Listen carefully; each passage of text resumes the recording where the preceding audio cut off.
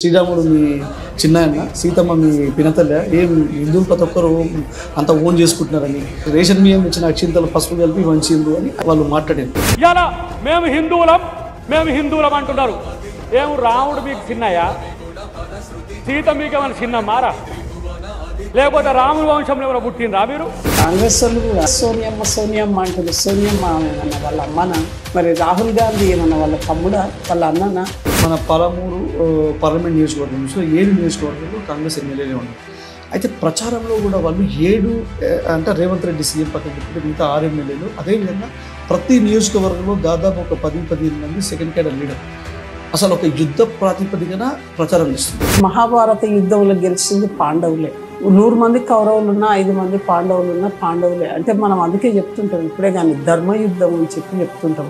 రేవంత్ రెడ్డి గారు కానీ, అదేవిధంగా వంశీచంద్ర రెడ్డి కూడా, డికేఆర్ని కానీ వ్యక్తిగత దూషణలు చేయడం, అదేవిధంగా ఒళ్ళంతా అహంకారంతో నిండిన దురసాని అని, బడుగు బలహీన వర్గాల వ్యతిరేక దురసాని అని ఈ విధంగా మాట్లాడుకుంటూ అసలు ఇంత కూడా విచక్షణ లేకుండా ఒక మహిళని చూడకుండా కూడా నన్ను ఇంత మాట్లాడడం చాలా బాధాకరం అని ఆమె కూడా ఆవేదన వ్యక్తం చేసింది.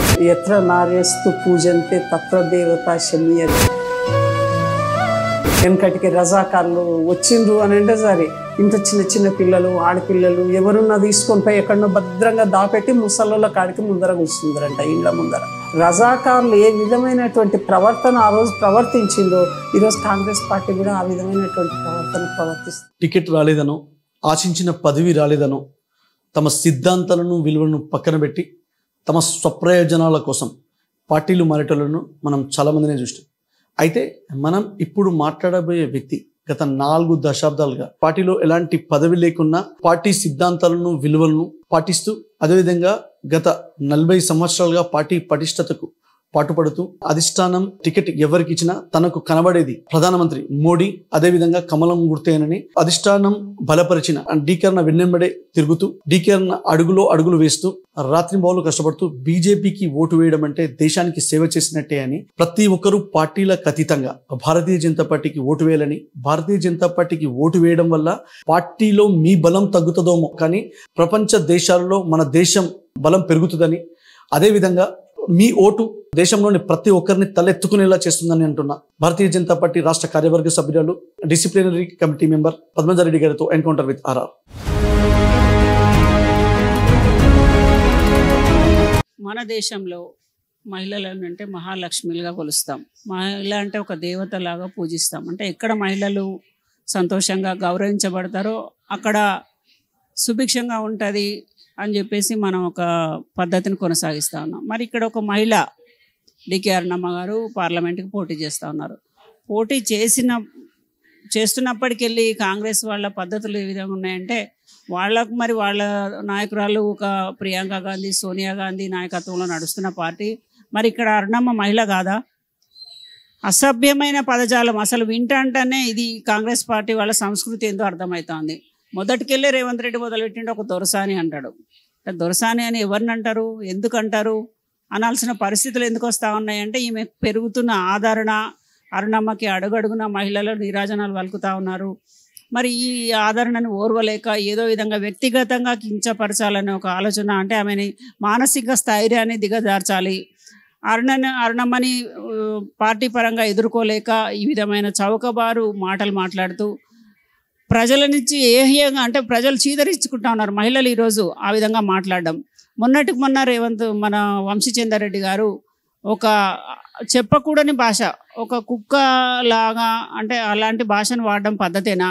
నువ్వు ఒక పార్లమెంట్ అభ్యర్థికి పోటీ చేస్తా ఉన్నావు, నీ పార్టీ విధి విధానాలు ఏంటి, నీవు గెలిస్తే ఏం చేస్తావు, ఇతరుల వాళ్ళ పార్టీ ఏంటి, ఇవన్నీ కూడా విమర్శలు మానుకొని వ్యక్తిగతంగా, తర్వాత ఆమె వ్యక్తిగతమైన విమర్శలు, కోస్తే రంగులు వస్తాయని చెప్పేసి, మేకప్ రాణి అని చెప్పేసి, ఇదేనా మీకు సంప్రదాయం, ఇదేనా మీ పద్ధతి, ఇదేనా మీకు నేర్చుకున్న సంస్కారం అని చెప్పేసి నేను ప్రశ్నిస్తూ ఉన్నాను.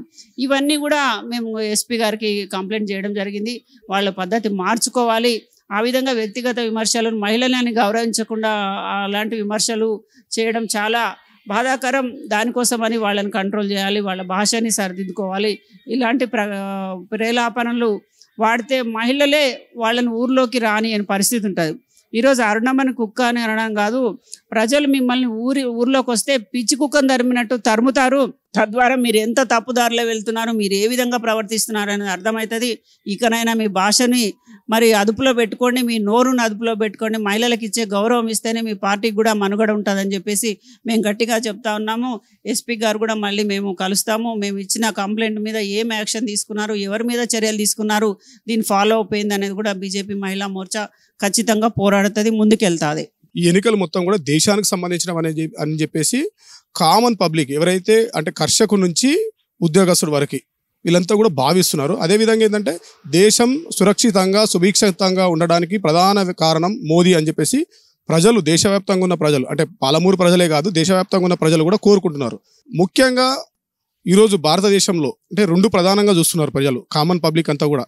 ఈ దేశంలో ఎలాంటి అల్లర్లు కానీ లేకుంటే బాంబ్ బ్లాస్టులు కానీ లేకుంటే దేశ సైనికులకు సరిహద్దుల్లో ఎలాంటి అవాంఛనీయ సంఘటనలు జరగకుండా పకడ్బందీ చర్యలు తీసుకుంటున్నటువంటి ఏకైక వ్యక్తి, ఏకైక ప్రభుత్వం భారతీయ జనతా పార్టీ, నరేంద్ర మోదీ అని చెప్పేసి ప్రజలు కానీ ఉద్యోగస్తులు కానీ ప్రతి వ్యక్తి, ఈ దేశ పౌరుడైనటువంటి ప్రతి వ్యక్తి కూడా భావిస్తున్నారు. దేశంలో జరుగుతున్నటువంటి ఏదైతే అంతర్గత కల్లోలాలను కూడా కట్టడి చేస్తున్నటువంటి వ్యక్తి కాబట్టి ప్రజలంతా కూడా భారతీయ జనతా పార్టీని కోరుకుంటున్నారు.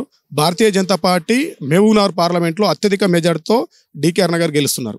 అసలు నేను ఒకటే అడుగుతున్నా, వంశీ చంద్రరెడ్డిని కావచ్చు లేకుంటే రేవంత్ రెడ్డిని కానీ, ఒక మహిళను గౌరవించే సంస్కృతి సాంప్రదాయం మీకుందా?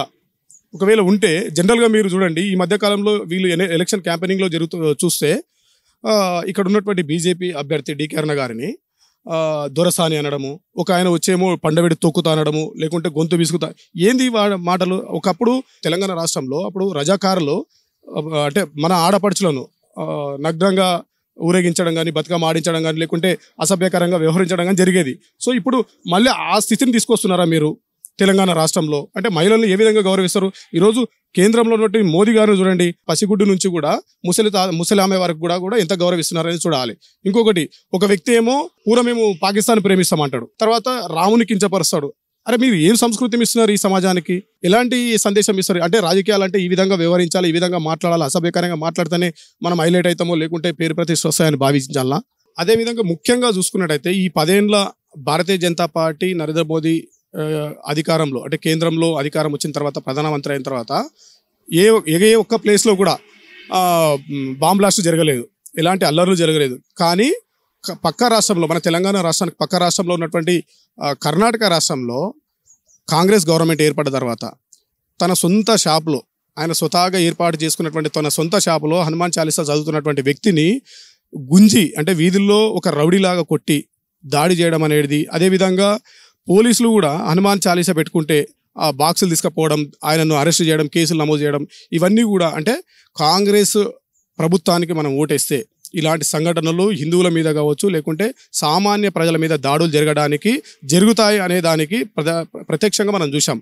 కాబట్టి మన దేశం, ప్రపంచ దేశాలు కూడా భారతదేశం వైపు, నరేంద్ర మోడీ వైపు చూస్తున్నారు. కాబట్టి మళ్ళీ మనం ఈ ఎన్నికల్లో ప్రతి ఒక్కరూ భారతీయ జనతా పార్టీకి, నరేంద్ర మోదీకి ఓటు వేసి ప్రపంచ దేశాలతో పాటు మనమంతా కూడా భారతీయులుగా తలెత్తుకొని గౌరవంగా జీవించాలన్నా, పక్క దేశాలకు వెళ్ళి మనం సగర్వంగా నేను భారతీయుడిని అని చెప్పుకోవాలంటే రాబోయే పార్లమెంట్ ఎన్నికల్లో భారతీయ జనతా పార్టీకి ఓటు వేసి అత్యధిక మెజార్టీతో భారతీయ జనతా పార్టీ ఎంపీ క్యాండిడేట్లను గెలిపించాలని చెప్పేసి నేను అందరినీ, ప్రతి ఒక్కరిని నేను విజ్ఞప్తి చేస్తా ఉన్నా.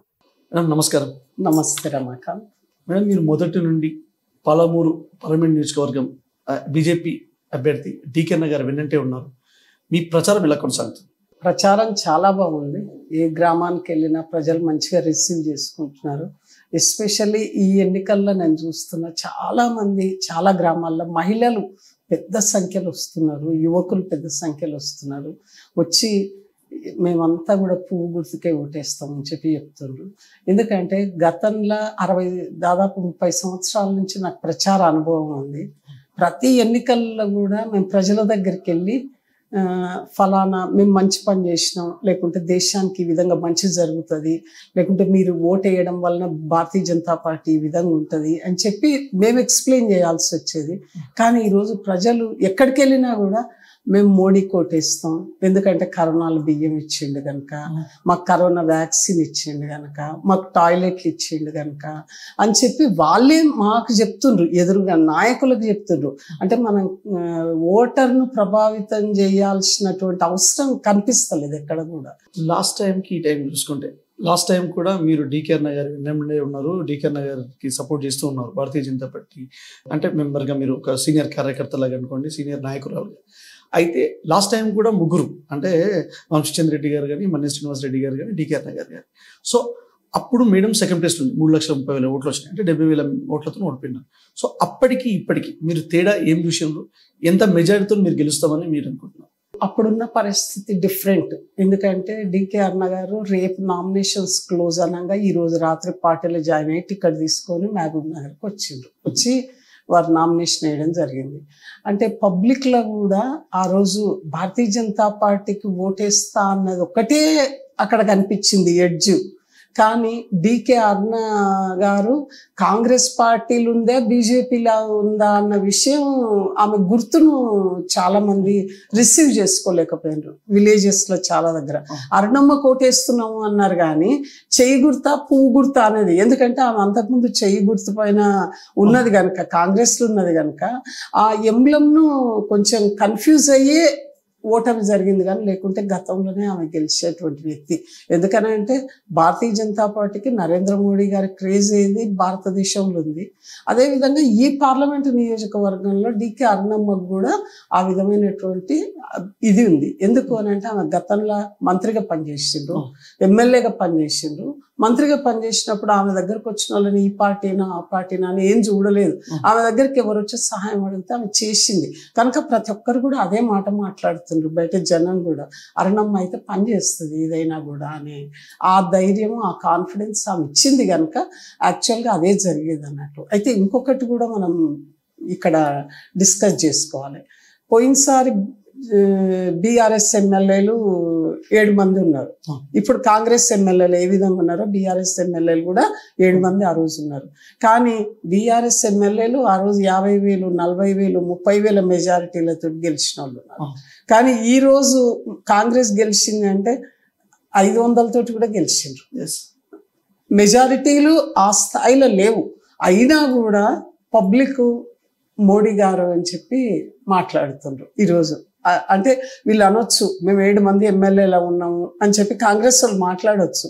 కానీ ఆ రోజు 7 మంది టీఆర్ఎస్ ఎమ్మెల్యేలు ఉండి కూడా అరుణమ్మకి నెగిటివ్ అంటే ఆ గుర్తు సరిగ్గా తెలియకపోవడం, ఆమె పార్టీలకు చాలా ముందు రాకపోవడం, అంటే వచ్చిన తర్వాత 20 రోజులకే ఎలక్షన్ జరగడం ఒకటి ఆ రోజు ఉన్న మైనస్ పాయింట్.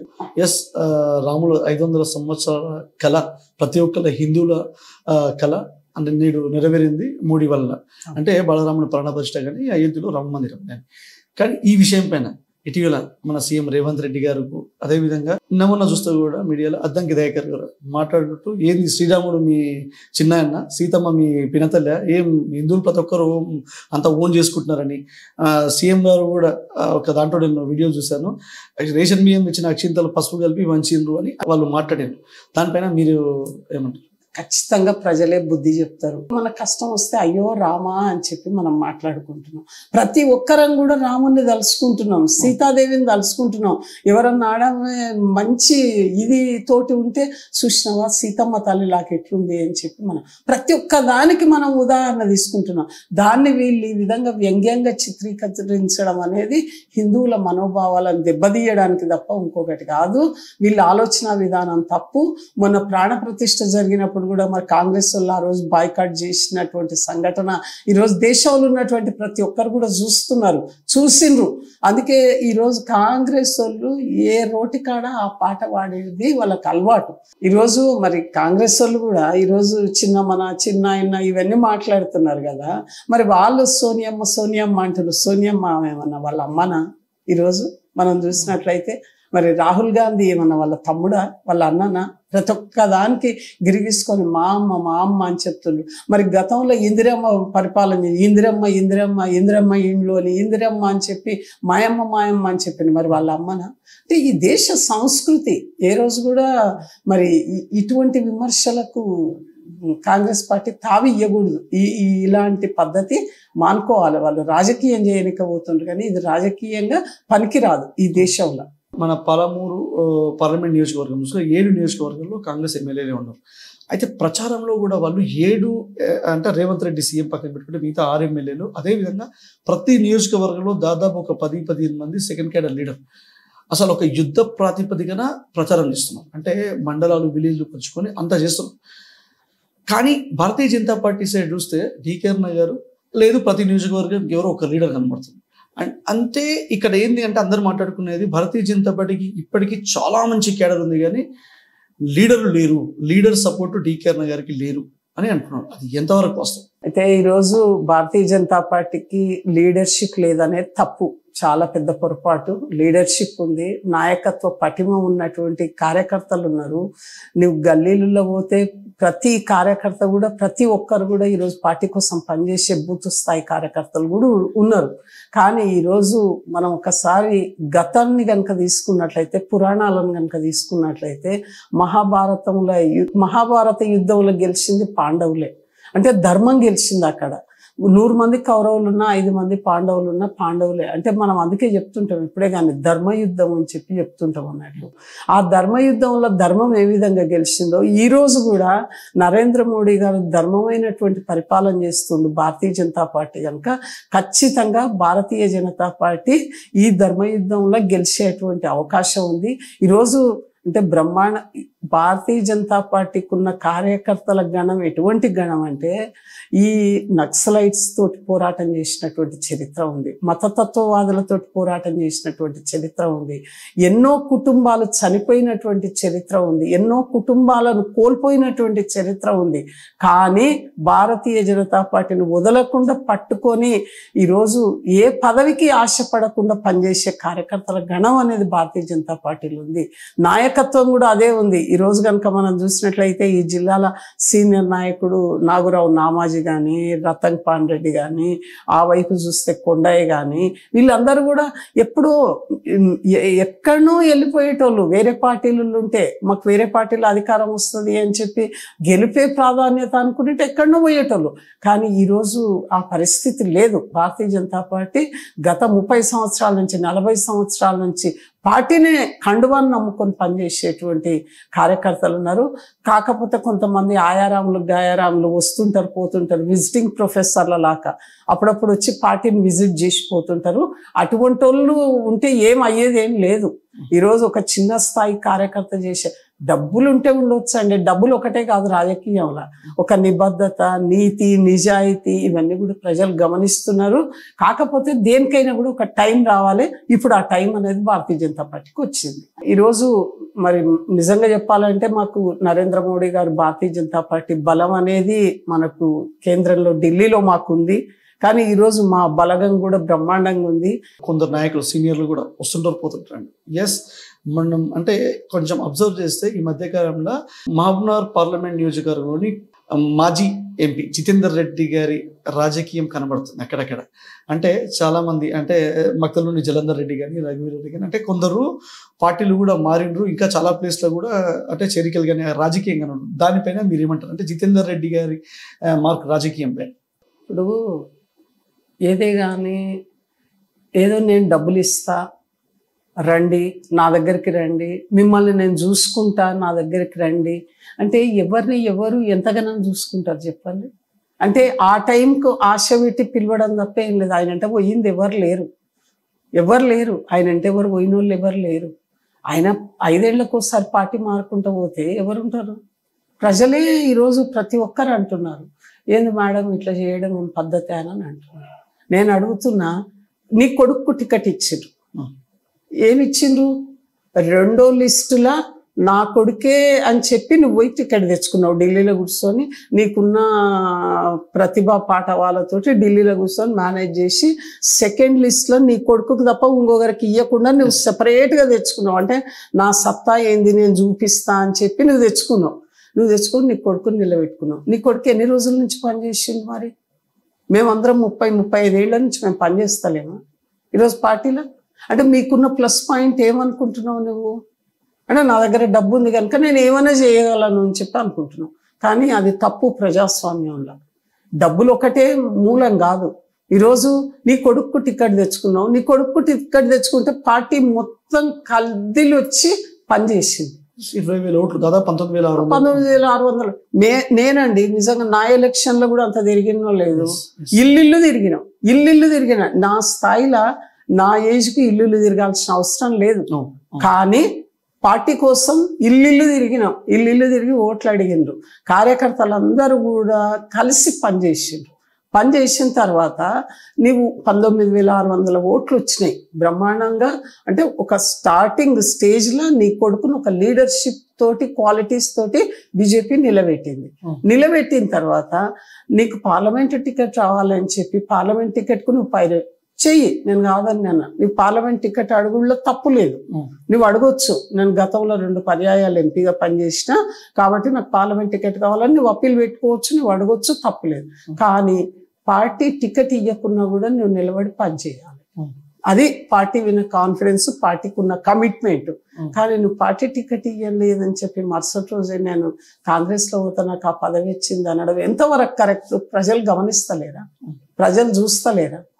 నేను అనేది ఏంటంటే ఎన్నికలప్పుడు ఒక మాట, ఎన్నికలు అయిన తర్వాత ఒక మాట, టికెట్ వస్తే ఒక మాట, టికెట్ రాకపోతే ఒక మాట. అది మన నోరే కదండి మాట్లాడేది, ఏది మాట్లాడినా. మేడం దీంట్లో ఇంకొకటి ఏంటంటే మీ భారతీయ జనతా పార్టీ రాష్ట్ర కోశాధికారి శాంతకుమార్ గారు కూడా ఏదో పార్టీ మీద అలిగినట్టున్నారు. ఆయన కూడా ఈ రోజు వరకు అంటే డీకే అన్న గారు ఏమంటే ప్రచారంలో కానీ ఎక్కడ కూడా పాల్గొనడం లేదు. అది ఎట్లా తీసుకోవచ్చు మనం? ఎందుకంటే ఆయన కూడా చాలా సీనియర్ లీడర్.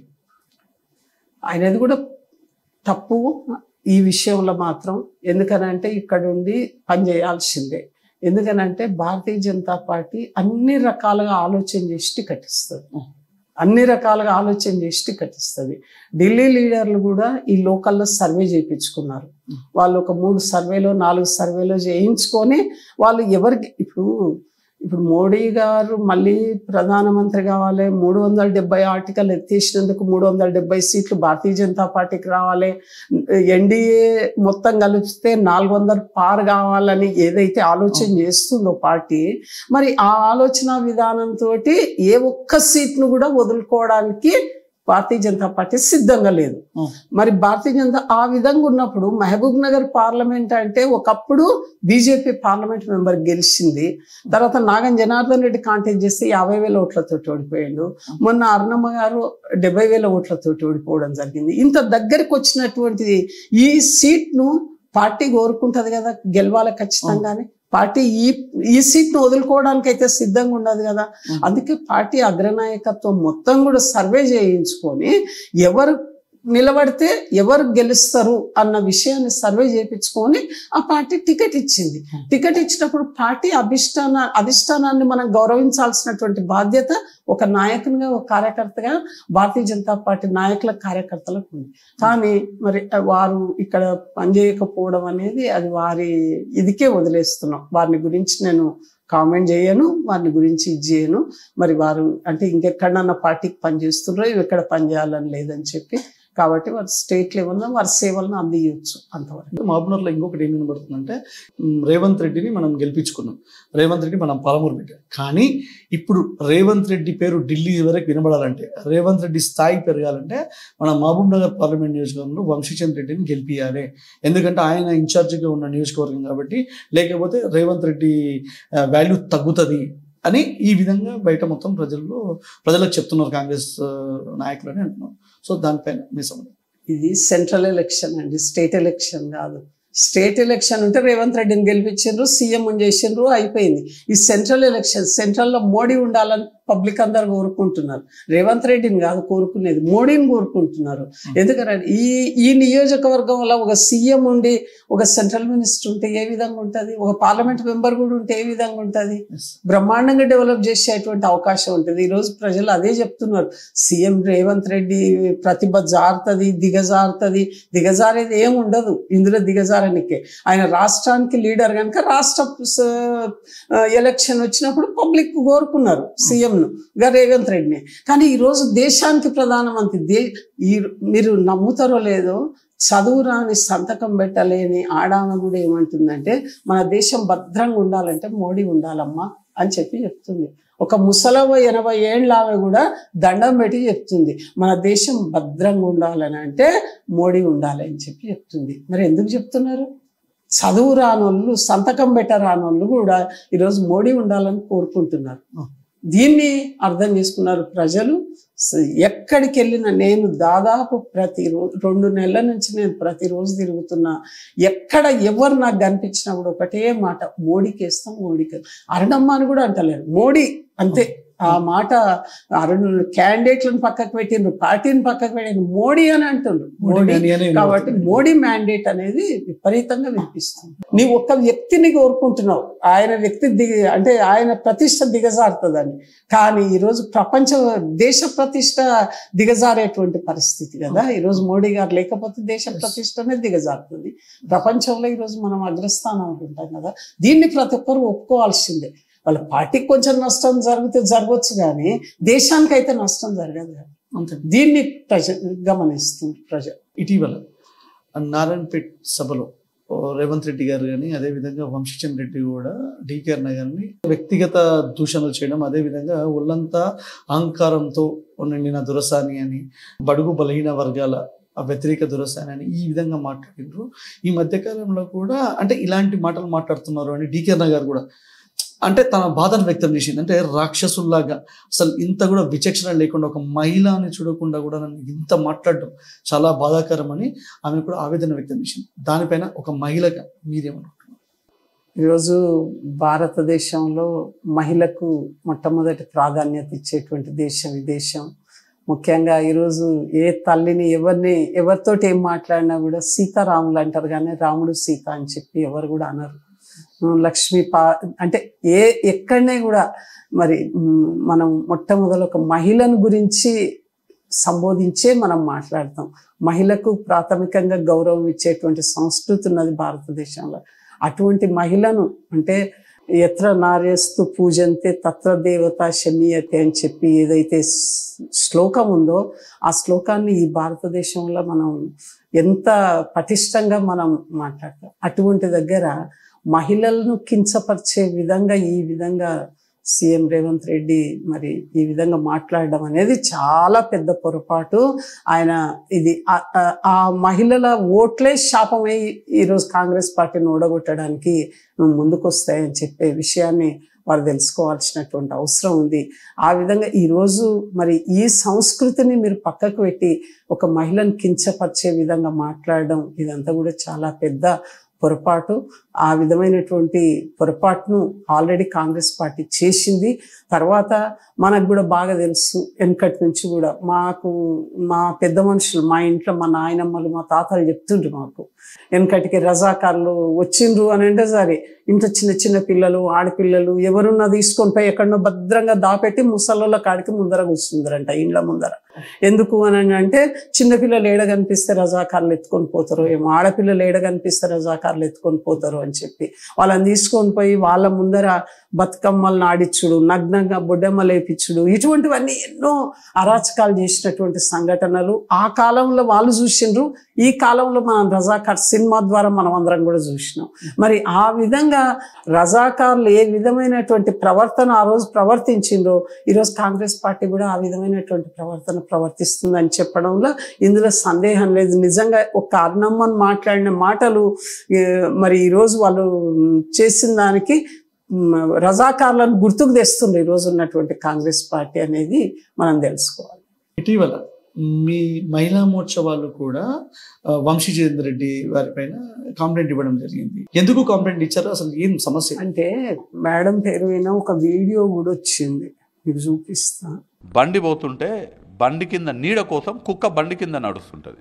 కానీ ఆ కుక్క ఏమనుకుంటుంది, నేనే ఈ బండిని మోస్తున్నాను ఆ కుక్క అనుకుంటుందంట. కానీ వాస్తవానికి కుక్క బండి నీడ కోసం బండి కింద ఉన్నది. ఇది డీకే అన్న కాంగ్రెస్ పార్టీకి సంబంధించినటువంటి బండి. కాంగ్రెస్ పార్టీ బండి కింద నీడ కోసం డీకే అన్న వచ్చింది. డీకే అన్న తన రాజకీయ అవకాశవాదం కోసం కాంగ్రెస్ పార్టీకి వచ్చింది. డీకేఆర్న పోటీ చేసినటువంటి వివిధ పార్టీల నుంచి పోటీ చేస్తే ఎవ్వరు కూడా గెలిపించలేదు. కాంగ్రెస్ పార్టీకి వస్తే పాన్గల్ల నాన్ లోకల్ అయినా గద్వాల్లో ఓడిపోతుందని తెలిసి తీసుకుపోయి పాన్గల్లా జెడ్పీటీసీ టికెట్ ఇచ్చి జెడ్పీటీసీగా గెలిపించి కాంగ్రెస్ పార్టీ డీకేఆర్నకి రాజకీయ భిక్ష పెట్టింది. తర్వాత ఎమ్మెల్యేని కాంగ్రెస్ పార్టీ చేసింది, మంత్రిని కాంగ్రెస్ పార్టీ చేసింది. ఇలా ఆ కుక్క ఈ విధంగా మాట్లాడడం అనేది ఎంతవరకు కరెక్ట్? దీనిపైన మా మహిళా మోర్చా వాళ్ళందరూ వెళ్ళి కంప్లైంట్ ఇవ్వడం జరిగింది. వంశీచంద్రెడ్డి గారు ఈరోజు పార్లమెంట్ అభ్యర్థి వంశీచంద్రెడ్డి మాట్లాడిండు. ఆ మాటల కొరకే భారతీయ జనతా పార్టీ మహిళా మోర్చా వాళ్ళు కూడా వెళ్ళి ఎస్పీ గారికి ఒక కంప్లైంట్ ఇవ్వడం జరిగింది. వారికి కూడా వీడియోను కూడా వారికి పంపడం అనేది ఇచ్చేసి పంపించడం అనేది జరిగింది. వచ్చిండ్రు నిన్న వెళ్ళి కలిసి వచ్చింది కూడా సాహితీ మా జిల్లా అధ్యక్షురాలు మహిళా మోర్చా జిల్లా అధ్యక్షురాలు వెళ్ళి డిఎస్పీ గారిని కూడా కలిసి మొత్తం డీటెయిల్స్ అన్ని సమీకరించి ఇవ్వడం జరిగింది. కాంగ్రెస్ పార్టీలో ఉన్న ఒక నాకు మిత్రుడు ఏం చెప్పిందంటే, మొత్తం మనం నార్మల్గా ఒక 12 లక్షల ఓట్లు 13 లక్షల ఓట్లు ఉంటే పోలయ్యేవి అందులో 11-12 లక్షలు అయితే కూడా దాదాపు 2,80,000 ఓట్లు పాలమూరు పార్లమెంట్ నియోజకవర్గంలో ముస్లిమ్స్ క్రిస్టియన్స్ ఉన్నారు. అంటే దాదాపు 2,83 లక్షల వరకు. అందులోకి వెళ్ళి పోలయ్యేటివి 2,20,000 ఉంటే కూడా ఆ 2,20,000 ఓట్లు సాలిడ్గా కాంగ్రెస్కే వస్తాయి. మాక్సిమం మిగతా చూసుకుంటే మిగతా 7 నియోజకవర్గాలు 3 లక్షలు తెచ్చుకోలేము. సో లాస్ట్ టైం వచ్చిన క్యాండిడేట్కి ఓట్లు ఎంత వచ్చినాయి? దాదాపు 4,90,000 5 లక్షలు అనుకోండి. సో ఈజీగా మేము గెలిచిపోతాం కదా అంటున్నాం. వాళ్ళ క్యాలిక్యులేషన్ పైన మీరేమనుకుంటున్నారు? నిజంగా ముస్లిమ్స్ క్రిస్టియన్స్ అండ్ ఇంకా వాళ్ళని కూడా దళితులు కూడా చాలామంది మాకే ఇస్తారు అని అంటున్నారు. సో దానిపైన మీ సమాధానం? అంటే ఇక్కడ 2 కేటగిరీలు మనం అర్థం చేసుకోవాలి. ఒకటి ఫస్ట్ కేటగిరీ వాళ్ళు ఏదైతే చెప్తుండ్రో ముస్లిం క్రిస్టియన్ ఓట్లు మాకే పడతాయి, దళితుల ఓట్లు మాకే పడతాయి అని చెప్పి ఏదైతే మాట్లాడుతుండ్రో ఆ వర్షనే కరెక్ట్గా ఉంటే హిందువుల ఓట్లన్నీ కూడా బీజేపీకే పడతాయి. ఆ వర్షన్ ఉన్నట్లయితే హిందువుల ఓట్లన్నీ కూడా బీజేపీకే పడతాయి. అంటే రాజకీయాల్లో అది నడుస్తుందా? ఆ కథ నడుస్తుందా? అది నడవదు. అంటే ఇంకొకటి ఏంది ఆలోచన చేయాలంటే, లేదు అని అంటే మరి ఈరోజు బీఆర్ఎస్ కాంగ్రెస్ ప్రతి ఒక్కరు కూడా మోడీకే ఓటేస్తాము అని అంటున్నారు. రాష్ట్రంలో రేవంత్కు ఓటేసిండు, కాంగ్రెస్కి ఓటేసిండ్రు, బీఆర్ఎస్ ఓటేసిండ్రు. కానీ ఈరోజు ఏమంటున్నారు? ప్రతి ఒక్కరు కూడా మేము మోడీకే ఓటేస్తాము అని అంటున్నారు. దీనికి ఎగ్జాంపుల్ నిదర్శనం పోయినసారి ఎలక్షన్లో 7 అసెంబ్లీ కాన్స్టిట్యున్సీస్ టీఆర్ఎస్ గెలిచింది. బీఆర్ఎస్ గెలిచినప్పుడు మంచి మహబూబ్ నగర్ నుంచి నేను అన్ని పక్కన పెట్టా మహబూబ్ నగర్ నియోజకవర్గం గురించి చెప్తా. మహబూబ్ నగర్ నియోజకవర్గంలో ఆ రోజు 57,000 ఓట్ల మెజారిటీ బీఆర్ఎస్కి వచ్చింది. కానీ బీజేపీకి 6,000 ఓట్లు వచ్చినాయి. కానీ నెక్స్ట్ పార్లమెంట్ ఎలక్షన్స్కి వచ్చేసరికి బీజేపీకి 6,000 మెజారిటీ వచ్చింది. అంటే మరి దీని వ్యత్యాసం ఏంది? పాలిటిక్స్లో మనము అన్ని కోణాల నుంచి ఆలోచన చేయాలి. ఈరోజు ట్రిపుల్ తలాక్ను రద్దు చేసినందుకు ముస్లిం మహిళలు చాలామంది బీజేపీ కోటేస్తున్నారు. ముస్లిం మహిళలు నీరాజనాలు వలుపుతున్నారు. ఈరోజు క్రిస్టియన్ మైనారిటీస్ కూడా ఈరోజు చెప్తుండ్రు మోడీ కావాలని చెప్పి చెప్తుండ్రు. ఈరోజు నరేంద్ర మోడీ గారు ప్రధానమంత్రి అయినాక ముస్లింలకు ఈ పథకం వర్తించదు అని చెప్పి ఎక్కడ చెప్పలే, క్రిస్టియన్లకు ఈ పథకం వర్తించదు అని ఎక్కడ చెప్పలేదు. ఈ దేశంలో ఉన్న వాళ్ళందరికీ సమానంగా అన్ని రకాల హక్కులను అన్నిటికీ ఇచ్చిండు. కరోనాలో బియ్యం ముస్లిమ్స్కి ఇవ్వకుండా ఆపలేదు, క్రిస్టియన్స్కి ఇవ్వకుండా ఆపలేదు, వ్యాక్సిన్ ముస్లిమ్స్కి అయితే ఇవ్వద్దు అని చెప్పలేదు. మత ప్రాతిపదికన కుల ప్రాతిపదికన ఏ పథకాలు కూడా ఇవ్వలేదు. అన్ని పథకాలను కూడా ఈ దేశంలో ఉన్నటువంటి ప్రజలందరికీ సమానంగా ఇచ్చిండు. ప్రతి ఒక్క మహిళను మహిళగా చూసిండు. ఈరోజు ట్రిపుల్ తలాక్ 3 సార్లు వాళ్ళు తలాక్ అని అంటే వాడు పెళ్లి చేసుకొని 4 పిల్లల్ని కానీ 3 సార్లు తలాక్ దుబాయ్ నుండి వాడు ఫోన్లో తలాక్ చెప్తే అయిపోయినట్లేనంట మరి వాళ్ళ చట్టం ప్రకారం. అటువంటి ట్రిపుల్ తలాక్ను రద్దు చేసిండు గనక ఈరోజు ముస్లిం మహిళలు ఎంత సంతోషంగా ఉన్నారంటే అంత సంతోషంగా ఉన్నారు. రేపు ముస్లింల ఓట్లు పడవని ఎట్లా ఎక్స్పెక్ట్ చేస్తాం? ఈరోజు ఉత్తరప్రదేశ్ ఆ ప్రాంతాల్లో ఎక్కడైతే ముస్లిమ్స్ ఎక్కువ ఉన్నారో అక్కడనే బీజేపీ థంపింగ్ మెజారిటీతో గెలిచింది. రేపు పొద్దున మన దగ్గర కూడా అదే జరుగుతుంది. కాబట్టి ఇందులో ఏం లేదు, వాళ్ళ కాకి లెక్కలన్నీ ఇంతవరకు నడిచినాయి. ఇప్పుడు ఇటువంటి కాకి లెక్కలు నడువు, పబ్లిక్లోకి వెళ్ళిపోయింది. పబ్లిక్ను ఎంతమందికి చెప్తావు? ఇప్పుడు సపోజ్ రమాకాంత్కి ఒక మాట చెప్తే రమాకాంత్ కింద ఒక 5,000 ఓట్లు ఉన్నాయి కనుక రమాకాంత్ ఏం చెప్తే అది వింటే రమాకాంత్ ఒక్కరిని మేనేజ్ చేయవచ్చు. నువ్వు 5,000 మందిని మేనేజ్ చేయడం ఎంత కష్టం? 5,000 మంది 5,000 రకాలు ఉంటారు. ఇప్పుడు ఒక ఇంట్లో ఉన్న వాళ్ళే ఒక రకంగా లేరు. అంతే. సమాజం ఇది. ఈ సమాజంలో మంచి చెడును గుర్తిస్తారు. కాకపోతే ఏంటంటే ఏదే కానీ మంచి జరగనికే కొంచెం సమయం ఎక్కువ తీసుకుంటుంది, చెడు జరగడానికి ఇమీడియట్ గా జరుగుతుంది. ఆ మంచి జరగడానికి ఇది భారతీయ జనతా పార్టీ ఈ స్థాయి దాకా వచ్చింది. పాలమూరు పార్లమెంట్ నియోజకవర్గ ప్రజలు బీఆర్ఎస్ పార్టీ అభ్యర్థి మన్నె శ్రీనివాస్ రెడ్డి గారిని కాదని, అదేవిధంగా కాంగ్రెస్ ఎంపీ అభ్యర్థి వంశీచంద్ర రెడ్డి గారిని కాదని ఎందుకు భారతీయ జనతా పార్టీ మోడీ బలపరిచిన డీకే అరుణ గారికి ఓట్లు గెలిపించారు? ఈరోజు రమాకాంత్ ఒక్కటి మనం చూసినట్లయితే పక్కనున్నటువంటి మన దేశాలు, ముఖ్యంగా మన రష్యాల యుద్ధం జరిగినప్పుడు మన దేశం నుంచి ఎంతోమంది పిల్లలు వెళ్ళి మెడిసిన్ వైద్య విద్య అభ్యసిస్తున్న సమయంలో వాళ్ళని అందరినీ కూడా మోడీ గారు రక్షించి భారతదేశానికి తిరిగి తెప్పించిండు. దుబాయ్లో ఒక సంఘటన జరిగినప్పుడు దుబాయ్ నుంచి కూడా చాలా మందిని తీసుకొచ్చినటువంటి సంఘటనలు మనం విన్నాం. అదే కాకుండా సర్జికల్ స్ట్రైక్స్ పైన ఏ విధంగా జరిగిందో మనం సినిమా కూడా చూసినాం. అంటే ఏ విధంగా పాకిస్తాను నోరెత్తకుండా చేసినటువంటి ప్రధానమంత్రి ఎవరంటే మన భారతీయ జనతా పార్టీ ప్రధానమంత్రి మోడీ గారు.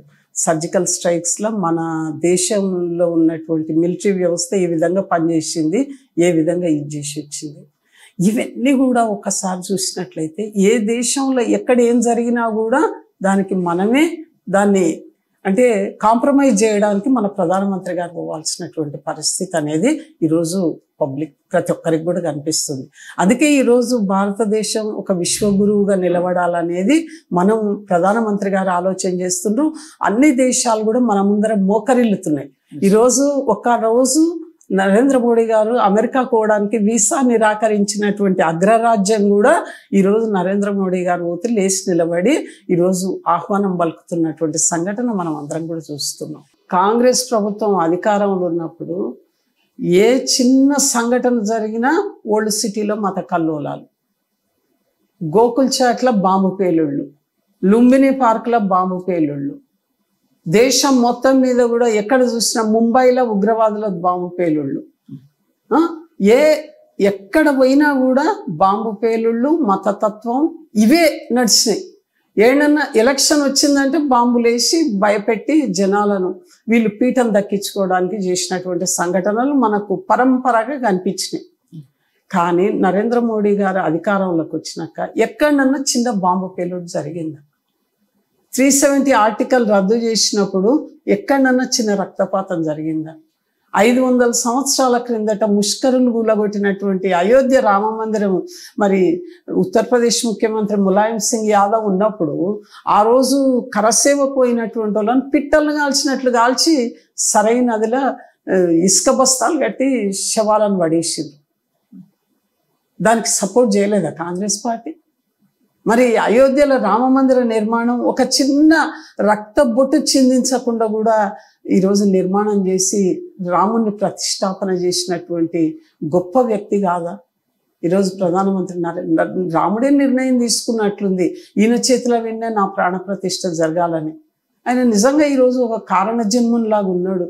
అటువంటి ఆయన భారతీయ జనతా పార్టీకి ప్రధానమంత్రిగా అయ్యింది ఈరోజు. మరి పబ్లిక్ ఎందుకు ఓటేయొద్దు? నిజంగా చెప్పాలంటే కాంగ్రెస్ ప్రభుత్వమే కనుక మొన్న కరోనా టైంలో ఉనింటే మాత్రం మన దేశం కూడా పిట్టలు రాలిపోయినట్లు రాలిపోదురు. అందుకే ఈరోజు ప్రజలందరూ కూడా అది గ్రహించిండ్రు. ఈ 10 సంవత్సరాల కాలంలో ప్రజలు గ్రహించిండ్రు. కరోనా వచ్చినప్పటి నుంచి ఇప్పటిదాకా దాదాపు 4 సంవత్సరాలు పూర్తయింది. ఈ 4 సంవత్సరాల కాలంలో మోడీ గారు బీజేపీ చేసిన మంచి పనులను గ్రహించే ఈరోజు ఏ మారుమూలను ఉన్నటువంటి ముసలమ్మ కూడా ఎవరు చూడు ఈరోజు బీజేపీ కోటు మోడీ కోటు అనే మాట ఎందుకు మాట్లాడుతున్నారంటే భారతీయ జనతా పార్టీ చేసినటువంటి మంచి పనులతోటే ఈరోజు. అంటే నిజంగా చెప్పాలంటే ఆయన ఒక దైవాంశ సంభూతుడు, ఆయన కారణ జన్ముడు. అందుకే అందుకే ఈరోజు ప్రజలందరూ కూడా ఏది ఏమైనా ఈ భూమి మీద ధర్మం 4 పాదాలు నడవాలంటే రామరాజ్యం రావాల్సిందే. అటువంటి రామరాజ్యాన్ని ఈరోజు రామాలయాన్ని కట్టించి రామరాజ్యం కొరకే ఆయన ఇచ్చేస్తున్నాడు కనుక ఈ రామరాజ్యంని మేమందరం ఉండాలని కోరుకొని ఈరోజు పువ్వు గుర్తు, కమలం పువ్వు గుర్తు డికే అరుణమ్మ గారికి ఓటేయాలని చెప్పి ప్రజలు నిర్ణయం తీసుకున్నారు. ఏం చేసిండు మన శ్రీనివాసరెడ్డి గారు ఎంపీగా గెలిచి ఈ పార్లమెంట్కి ఏం చేసిండు? ఏ రకంగా మహబూబ్ నగర్ పట్టణాన్ని సుందరీకరణ చేసినామని చెప్పుకుంటారు. నేను అడుగుతున్న సుందరీకరణ చేయడానికి నిధులు ఎవరిచ్చిండ్రు? గ్రామీణ ప్రాంతంలో హరితహారం కింద చెట్టు నాటిచ్చినాము ఉంటారు. హరితహారానికి డబ్బులు ఎవరిచ్చిండ్రు? అంగన్వాడీ సెంటర్లకు డబ్బులు ఎవరిచ్చిండ్రు? ఉపాధి హామీకి డబ్బులు ఎవరిచ్చిండ్రు? 150 రూపాయలు ఉన్నది ఈరోజు 300 రూపాయలు చేసిండ్రు కూలీ, ఉపాధి హామీ కూలీని ఎవరిచ్చిండ్రు? నరేంద్ర మోడీ గారు ఇవ్వలేదా? ఇప్పుడు మీ దగ్గర అమర్ రాజా బ్యాటరీ దానికి వ్యతిరేకంగా మీరు ఎంతోమంది ధర్నాలు చేసిండ్రు ఆ గ్రామాలలో. మరి మీ దగ్గరికి బీఆర్ఎస్ వాళ్ళు, కాంగ్రెస్ వాళ్ళు ఎప్పుడన్నా వచ్చి ఏమన్నా హామీలు ఇచ్చిండ్రా? ఇచ్చిన తర్వాత ఎలక్షన్లు అయినాక ఎప్పుడన్నా వచ్చిండ్రా? మీకేమన్నా చేసిండ్రా? ఇంతవరకు ఏం చేసిన పాపాన వాళ్ళు ఎన్నికల వరకే, ఓట్ల వరకే వాళ్ళు రావడం, తర్వాత మళ్ళీ దాంట్లో పట్టించుకున్నటువంటి పాపాన పోరు ఏది కూడా. ఈరోజు ఎక్కడైనా కూడా ఎమ్మెల్యే గారు ఏ మాట మేము ఎన్నికలైనాక మేము చూస్తామని అంటారు, కానీ పట్టించుకున్నారా? మీ దాన్ని పట్టించుకున్నారా? ఇక్కడ కాలుష్యం జరుగుతుంది అని చెప్పి వాటి ద్వారా కాలుష్యం అవుతుంది ఈ ప్రాంతం అంతా అని చెప్పి మీరందరూ ఎంతో మంది ధర్నాలు చేస్తే నిరాహార దీక్ష చేస్తే వచ్చిండ్రా ఎవరైనా? మరి ఏ విషయమైనా కూడా వాళ్ళు వాళ్ళ సీటు వాళ్ళు పదిలం చేసుకోవడం తప్ప ఇంకొకటి లేదు. చివరగా మీరు పాలమూరు నియోజకవర్గ ప్రజలకు, మీ భారతీయ జనతా పార్టీ కార్యకర్తలకు ఏం చెప్పాలంటారు? భారతీయ జనతా పార్టీ కార్యకర్తలందరూ కూడా గట్టిగా ఈ 3 రోజులు పనిచేయాల్సినటువంటి అవసరం ఉంది. ప్రతి ఒక్క బూత్లో కూడా మనం అంటే ఈ ఎన్నికలు అనేటాలకు, పార్లమెంట్ ఎన్నికలు అనేసరికి ఇంకా డీలా. ఎందుకనంటే ఓటే ఎన్నికనే సరిగ్గా రాదు. కాబట్టి ప్రతి ఒక్కరు కూడా వాళ్ళ ఓటు హక్కు వినియోగించుకోవాలి. భారతీయ జనతా పార్టీ కార్యకర్తలు కూడా ఓటర్ లిస్ట్ దగ్గర పెట్టుకొని ప్రతి ఒక్కరిని ఇంటింటికి పోయి తీసుకొని వచ్చి మనం ఎంత తొందరగా వీలైతే అంత తొందరగా ఓటు ఇప్పించేటువంటి పరిస్థితి మనం చెయ్యాలి. తర్వాత ఈ 4 రోజులు కష్టపడి ఇంకా ఎవరికైనా తెలియకుంటే కూడా మనం వెళ్ళి చెప్పి మనం ఖచ్చితంగా మన పార్టీని గెలిపించుకోవాల్సినటువంటి బాధ్యత ఈరోజు నాయకుల పైన, కార్యకర్తల అందరిపైన ఉంది. కనుక నేను కార్యకర్తలకు, నాయకులకు ఇచ్చేటువంటి సందేశం ఏది ఏమైనా భారతీయ జనతా పార్టీ ఖచ్చితంగా ఈ పార్లమెంట్ నియోజకవర్గంలో గెలుస్తుంది. కాకపోతే మనం మంచి మెజారిటీ తోటి గెలవడం వలన మనకు రేపు పొద్దున అభివృద్ధి ఫలాలు అనేటివి బ్రహ్మాండంగా వచ్చేటువంటి అవకాశం ఉంటుంది.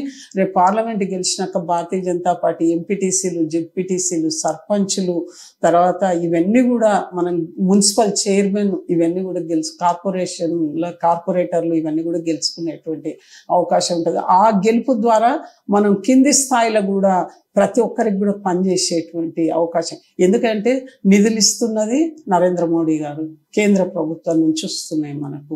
ఆ నిధులన్నీ కూడా కరెక్ట్ యూటిలైజ్ చేసే విధంగా భారతీయ జనతా పార్టీ నాయకులు, కార్యకర్తలు కనుక ఉన్నట్లయితే ఖచ్చితంగా ప్రజలకు అందించడంలో మేము ముఖ్య పాత్ర పోషించడానికి అవకాశం ఉంటుంది. కనుక కార్యకర్తలందరినీ అదే.